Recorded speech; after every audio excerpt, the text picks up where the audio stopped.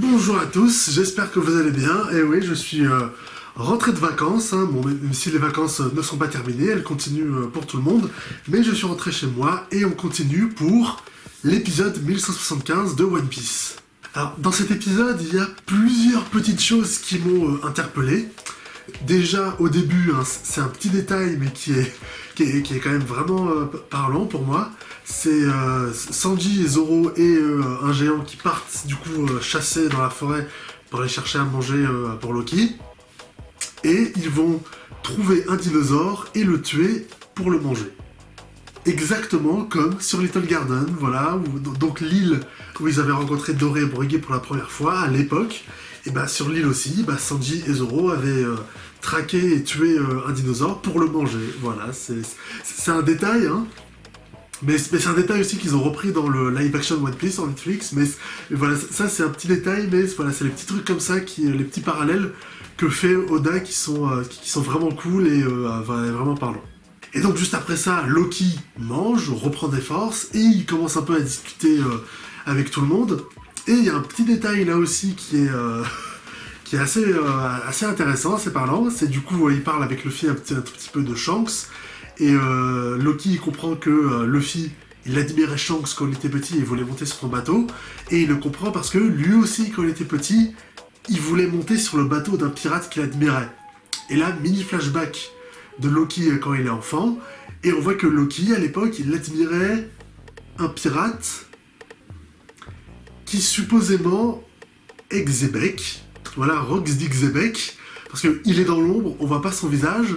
Mais du coup, Loki veut affronter ce pirate, mais il se fait défoncer et il saigne. Et juste après, ce pirate, il était avec un autre pirate qui lui dit ouais, quand même, t'as qu'un enfant, c'est chaud.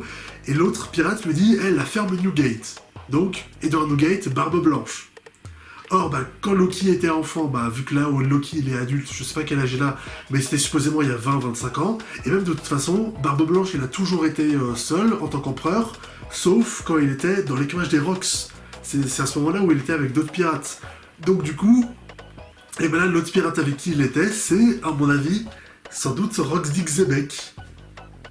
Qui est... Ce qui est assez quand même assez ouf, parce que quand même Xebec, quoi, l'ennemi de Roger qui a attaqué God Valley, et c'est pendant l'arc Egghead où on suivait le flashback de Kuma, on voyait même pas Xebec. Enfin, on voyait tous les autres, mais on voyait même pas l'ombre de Xebec, on l'entendait juste parler à un moment. Là, pour le coup, si c'est vraiment Xebec, mais je pense que c'est lui, là, on a juste vu vite fait son œil, c'est un bout de son visage, mais il reste dans l'ombre pour l'instant. Et ça veut dire aussi qu'à l'époque, Xebec et tout, ils étaient allés sur Elbaf, donc du coup, à l'époque où Loki était encore là, et donc du coup, où le roi était encore vivant. Et ouais, c'est vachement intéressant, quoi. C'est aussi du coup intéressant par rapport au parallèle, parce que du coup Shanks, qui était sur l'équipage de Roger, et Luffy admire Shanks, qui était sur l'équipage de Roger, donc du coup c'est assez intéressant du coup les parallèles du fait que Loki lui admire Xebec, qui était l'ennemi de Roger. Si c'est vraiment Xebec, mais quand même a priori c'est sans doute lui, hein, quoi.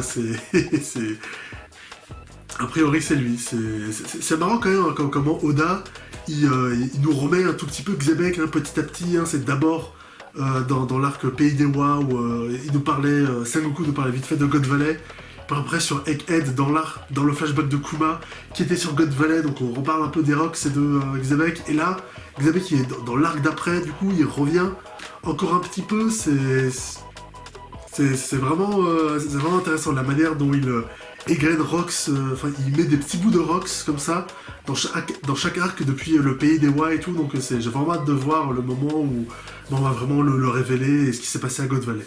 Et enfin, dans le reste de l'épisode, on voit l'équipage des géants se battre contre les monstres, vous savez, oniriques, créés par Killingham. Et d'ailleurs, en parlant de Killingham, j'ai vu pas mal de vidéos vous savez, de youtubeurs One Piece, notamment une vidéo d'un mec que je suis beaucoup, c'est Ryo Sensei.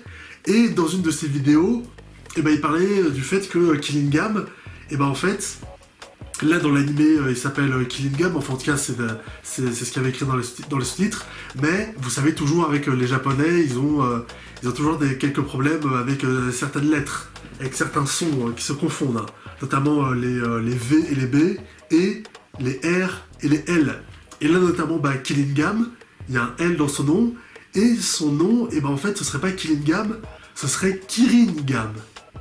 Et oui, et là, du coup, ça explique pas mal de choses que j'avais pas compris dans mes dernières reviews sur le pouvoir de Kirin Gam, du coup. Parce que, du coup, son fruit de démon, fruit du dido mythique, fruit homme onirique, j'avais pas compris ce que c'était, parce qu'il ressemblait un peu à une girafe. Et là, du coup, je comprends, en fait, Kirin Gam, et du coup, il a possiblement mangé le fruit du Kirin, en fait. Voilà, donc le Kirin, un des nombreux animaux mythiques de la mythologie asiatique en général, hein, pas que japonaise, hein, ça revient aussi en Chine, par exemple. Voilà, il y a pas, le Kirin, c'est un animal mythique en général, dans pas mal de mythologie asiatique. Et donc, du coup, Kirin Gam aurait mangé le fruit du Kirin, ce qui fait que son apparence aussi, c'est pas celle du girafe, c'est celle d'un Kirin, en fait. Voilà, ça expliquerait ça, en fait, ce que j'avais pas compris, en fait. Voilà, c'est Kirin Gam, du coup, en fait, c'est Kirin Gam, pardon, qui a mangé le fruit du Kirin.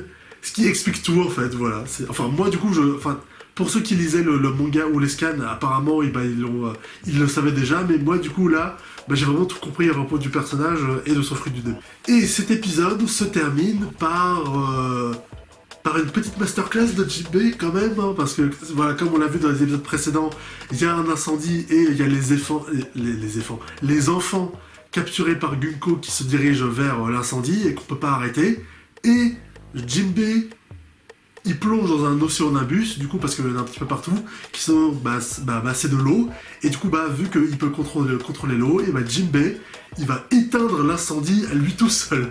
C'est l'énorme incendie sur toute la branche, sur toute la forêt, en un seul coup en plus, hein, il fait une technique, vous savez, karaté des hommes poissons, tout ça, et juste, en un seul coup, il projette de l'eau, et il éteint l'incendie à lui tout seul, et donc du coup il sauve les enfants, c'est pour le coup vraiment chapeau, quoi. Jinbei, il avait pas fait beaucoup de choses depuis qu'il est arrivé dans l'équipage, il avait battu Woozwoo, mais sur Egghead il avait pas eu une grande importance. Là pour le coup déjà là il vient de faire un gros truc, quoi. C'est assez ouf ce qu'il a fait, c'est quand même un seul coup, il a éteint tout l'incendie à lui tout seul, c'est franchement il est fort, quoi. Et vu qu'il y a des Oceanabus un petit peu partout dans les branches de l'arbre d'Albaf, il pourrait vraiment faire du sale, quoi, quand ils vont devoir affronter les chevaliers divins. Et justement, l'épisode se termine sur Gunko, qui du coup trouve le bateau où il y avait Nami, tout ça, et Koron, et voilà, l'épisode s'arrête sur ça, en fait. Donc du coup, on a Koron et Nami et Chopper et tout ça, et Brook, et Jinbei, du coup, qui sont face à face avec Gunko, et on verra la semaine prochaine comment le combat, quoi, possiblement, comment ça va se terminer, tout ça.